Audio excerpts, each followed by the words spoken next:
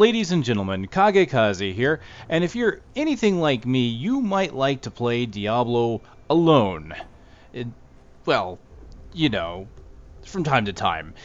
Yes, I like to play Diablo in solo games. Now, it's not to say I don't like to play Diablo with a group of friends, but sometimes it's nice to be able to just play the game at your own pace, not worry about having to wait for somebody else or having to catch up to somebody else. Just enjoy it at your own time. Aside from that, there are these lovely followers that can't follow you into a multiplayer game, which can sometimes add to the ambience because they'll have something to say about the situation at hand, and sometimes it can be quite comical. Well, good news when it comes to Reaper of Souls and the Diablo 3 2.0.1 PTR is there have been some changes, some pretty nice changes to the followers, making them a lot more viable than they used to be. Not to say that they were slouches before, but what they've done this time around is they've really adjusted cooldowns and damages abilities to make them feel like they're actually another party member. So let's take a look at what some of these changes are. We're going to start with our sorceress friend here. So let's take a look. We've got Charm. Charm has a cooldown of 18 seconds. It charms an enemy to fight by your side for 8 seconds. This has been doubled in duration. So I'm going to show, of course, the original skill next to it on the video. But you'll see here that the original had 4 seconds. This one now has 8, and the cooldown has been slashed to 18 seconds. So it will happen a lot more often. Moving on to Forceful Push. You summon an arcane explosion 8 yards around an enemy, and it deals 411% weapon damage as arcane, knocking back all monsters caught within it. So the explosion radius, the 8 yards, is the same, but the weapon damage has been dramatically improved, going from 100% weapon damage all the way up to 400% weapon damage. So over 4 times the damage. Not only that, but the cooldown has been reduced from 10 seconds to 5 seconds, so this ability will be going off quite often. Once again, it basically makes this character feel like it's another player with you using their abilities. So 4 times the damage plus double half the cooldown time, so you're looking about 8 times the overall damage on this skill. Makes it a very serious contender compared to Charm. I always did like Charm to pull off a tough enemy from me, but this going off so often could also be quite nice. Missile Ward hasn't really been changed. As you can see, it buffs you and the Enchantress. It reduces the damage from ranged attacks by 6%. No real changes there. It's a passive buff. They've decided that that still looks good. Now the other passive ability, Powered Armor, has seen a little bit of a change. A slight nerf and yet a slight buff at the same time. So its power has kind of been redistributed. This buffs you and the Enchantress. It increases your armor by 3% and it slows melee attackers by 60% for 1 second. So the big change here is that the armor that you gain has been reduced. It used to be 5%, now it's 3%. So they're reducing that overall armor buff that you get, but they did increase the slowing effect to 60% up from 30%. So they've doubled the slowing effect, which is quite nice. And it seems like they were doing that across the board in Reaper of Souls. They're really making it so that slowing abilities have much more of an impact. And it's probably because when you look at slowing abilities on live, a lot of them really don't feel like they have that much of an impact, that they don't feel like the monster's been slowed that much at all. So I like to see that. Now, they did nerf the duration. It's only 1 second, but I imagine that that's because it's going to be constantly reapplied, and they didn't want it to last for too long, and who knows, it could even be a PvP ramification. Hard to tell. But overall, really hard to say whether or not this is any better or worse. Disorient. Cast a flash of light in an area, causing enemies to be disoriented for 2 seconds. This has been buffed massively in cooldown. Now, the Disorient effect is still 2 seconds. Now, the wording's been changed. The old one was cast a flash of confusion on a group of enemies in an area, causing them to stumble around. Honestly, I think this is more of just a more clear wording on it. But the duration of the Disorient is the same, but the cooldown just massively taken down, from 25 seconds down to 6 seconds. So when you look at the other abilities and how quick they fire, while Charm is still got a fairly high cooldown because it is a fairly powerful ability. You've got Forceful Push every 5, and then here you have Disorient every 6, so abilities will be firing off quite quickly. Erosion conjures a pool of energy that deals 329% weapon damage as arcane over 5 seconds. Affected enemies will also take 3% increased damage. So, the cooldown here hasn't been changed, 15 seconds, but the damage that it deals has been increased from 250 to 329. However, it has lost the damage dealt increase. So in this version you see that they gain a 3% damage increase, whereas in the old version it was a 15. So it looks like they're trying to take down those flat damage, not flat, but those percentage damage increases that we have. They've increased the damage of skills overall for a lot of characters. So seeing this redistributed this way is not a big surprise. So it looks like a nerf. When you really look at this in a vacuum, this ability looks like it's been nerfed, but when you consider that most abilities have been buffed in some way, it could really end up being about the same, because some abilities have gotten a massive increase in power. So for this one, I'm not really feeling that it has been hit too hard. I think it'll be fine, and the increase in regular damage is nice to see. Focus Mind really hasn't changed. 40-yard aura that increases attack speed for you and the Enchantress by 3%. Exactly the same as the old version. And Mass Control seeing a wording change. So the old wording was Lava Bulb of magical energy that will hex a group of enemies into chickens for 5 seconds. And hex enemies are unable to perform offensive actions. And this, it just says the Lava Bulb of magical energy that hexes enemies in area into chickens. Just taking off the superfluous unable to perform actions part. The duration hasn't changed, but the cooldown has been reduced. So you've got like a little bit over 33% cooldown reduction there. It is 18 seconds compared to 30 seconds. So overall, looking at the Enchantress, she looks really nice. I really think I would change up some things here on this. I might actually give her some of her shorter cooldown abilities, such as Forceful Push. I already have Disorient, just to see how often they go off. To feel that one out. Alright, so now that we're done with the Enchantress, let's go ahead and take a look at the Templar. What shall we fight today? So heal, not really changing. Heals you and the Templar. Cooldown is still 30 seconds. But look at the massive change in how much it heals you for. On live, this heals for less than 5,000 health, 4,651 to be precise. Now, it heals for almost 30,000 damage. Over 6 times. 6 times the healing, which is nice. So 30,000 is actually pretty nice, because if you look at my health pool for this character, I don't have a ton of life on my character, but I have a 3,000 hit point health pool. He will heal me to full life whenever he uses it, and he can use it every 30 seconds. That's massive. Now, if you watch the fight with Leoric, I may wonder if it's too much. Intervene getting a massive buff as far as cooldown and duration is concerned. In this version, you taunt enemies within 10 yards for 3 seconds, compared to the 1 second taunt on live. Not only that, but you can perform this ability 3 times faster, as it has a 10-second cooldown compared to the 30 seconds on live. Loyalty, massive buff on this one. In fact, about 3 times as much as before.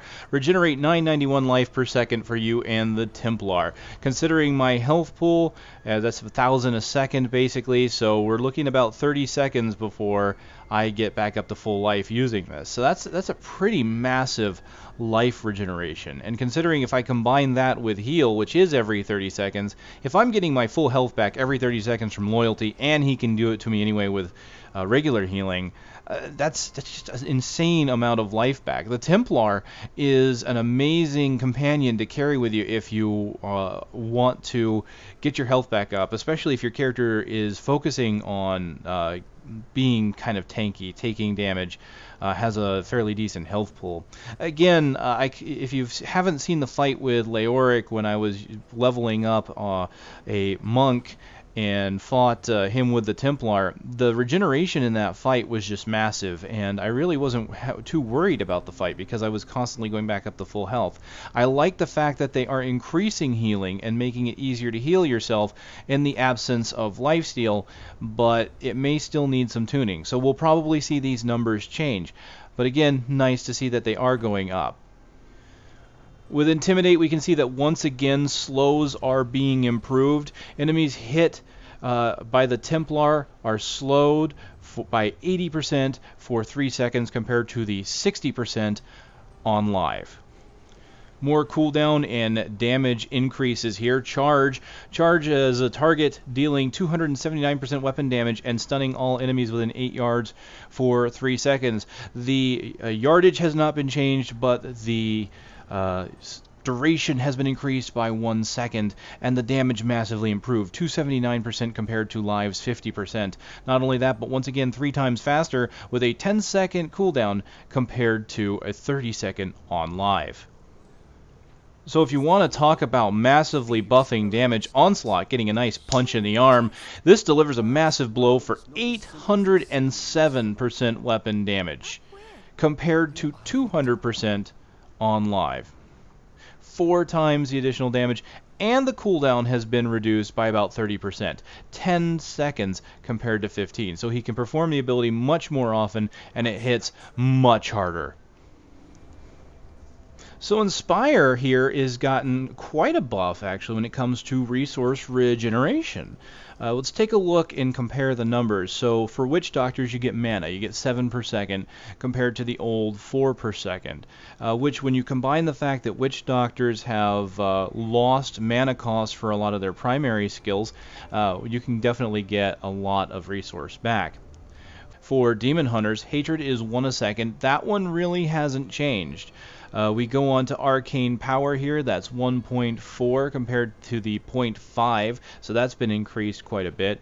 Fury is increased by 21% compared to Live's 8%, and Spirit is 21% to Live's 12. We can also see that Wrath will give you 1.8 per second. So another healing ability getting a buff. The cooldown on Guardian has not been changed. The yards, or knocking back enemies 15 yards, hasn't changed. So Rush to Your Aid knocks enemies back 15 yards, and it heals you. So on live, 4,651. So basically this has the same heal as, well, heal. But now it's, again, buff. So 28,075. So we look at this.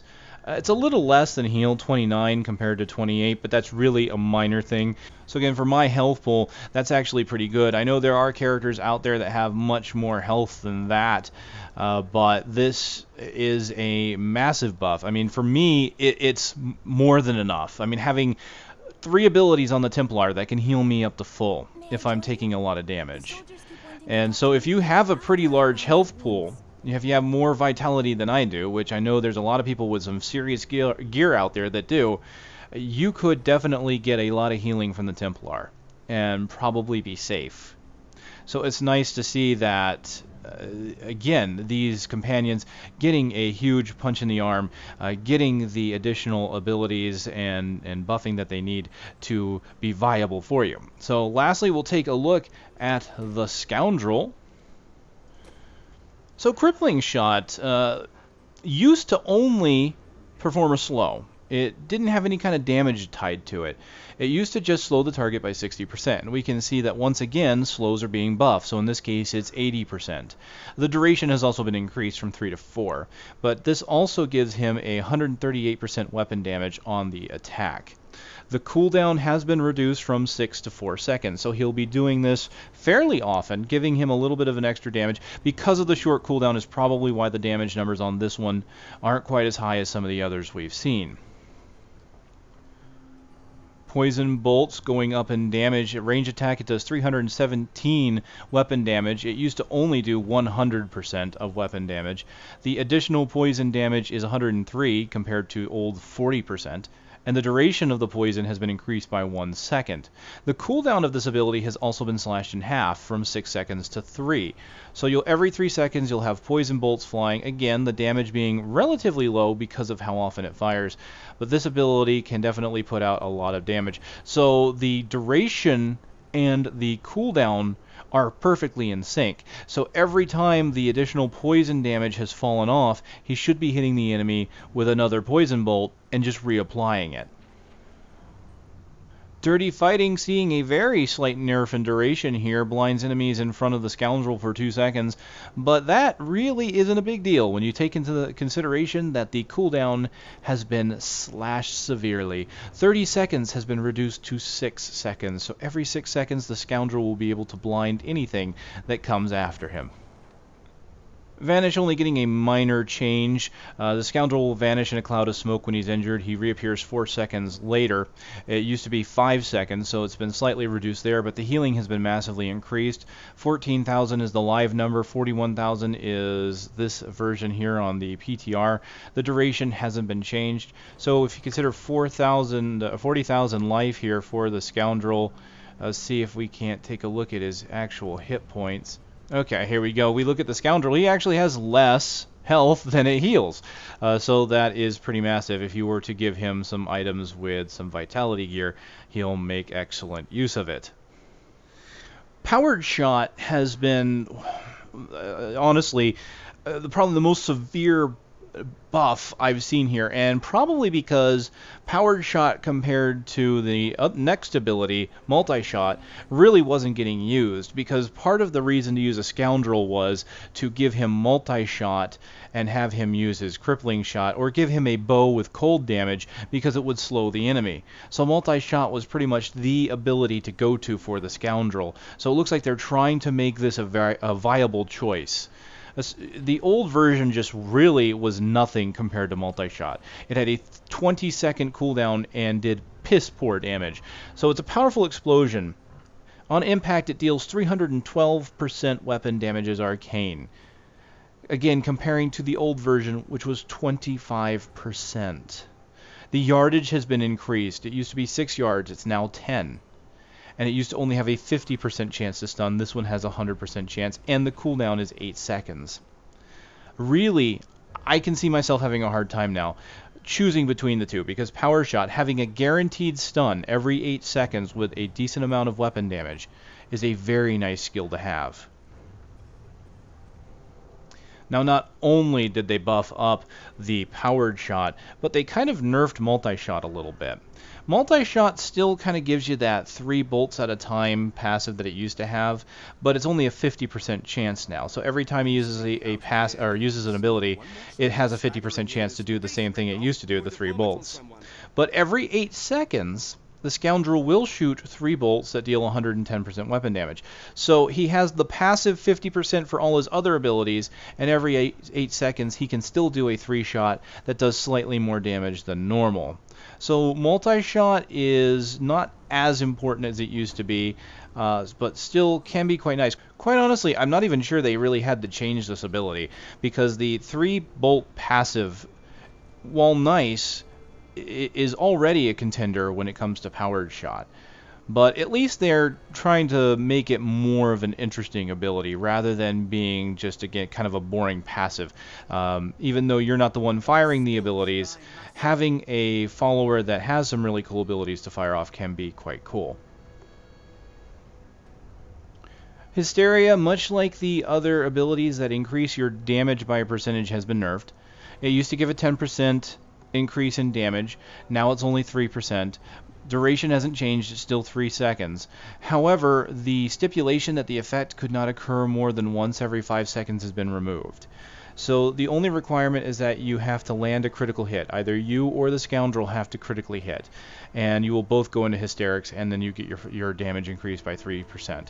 So if you've got a high crit build for you or your Scoundrel, you can keep that damage buff for quite a while, because you don't have a cooldown on it. And lastly, we have Anatomy getting a nerf. Critical hit chance increased by 1.8% for both you and the Scoundrel, compared to lives 3%. So practically a 30%, or sorry, practically a 50% nerf on this ability. And it kind of makes sense that it looked like they're trying to rein in some of that critical percentage that some people have, where it gets pretty high. Overall, I don't really feel one way or the other on that. It sucks to lose some of that percentage, but I do know that it was very possible to get your critical chance up really high to begin with. So there you go. That is all the abilities for all the followers. Once again, looking really good. So this might actually drive some people to want to play with some of these followers just because they're so strong now. Because quite honestly, what I noticed from the followers on live is while I enjoyed having them around, there were just so many times that they would pretty much die, and it was just a waiting game of, okay, they'll come back up, maybe throw an ability or two, die again. They didn't really feel that great. I mean, on my Barbarian here, I love the Enchantress because the one thing she does do for me fairly often, as long as she's alive, it was turn everything into chickens. And that was really cool. It really helped my abilities because I would jump in, do a lot of damage, and I would also, of course, take a lot of damage trying to use my drain life in order to survive, and that would just really help my survivability. So it was really nice to have that, to see the ability go off. And when I think about the Templar, aside from having him heal me, I don't think too much of him. I didn't really like any of his damaging abilities. Now, his damaging abilities make me really want to think about rebuilding him. Maybe I could give him one healing ability and then the rest damage. I kind of like that. It actually gives me a choice, and that's really what this is all about. You have real good choices now with every single ability. There is no cut and dry superior, it feels like, for some of these. There might still be some abilities that are, obviously better, but for the most part, most of them are nice and even. And the Scoundrel, when I think of him, honestly, I think of him as being a multi-shot bot. You put a bow on him with cold damage, that's all he does. Now, some of these abilities with the short cooldowns, I really want to take these guys out in the battle and just see how well they fare. So, ladies and gentlemen, that has been a look at the followers and how drastically they've changed. There's still plenty of opportunity for them to rebalance some of these numbers, possibly even change the effects again. So I'll be taking a look at those if they do. Thank you for watching. I'll see you next time.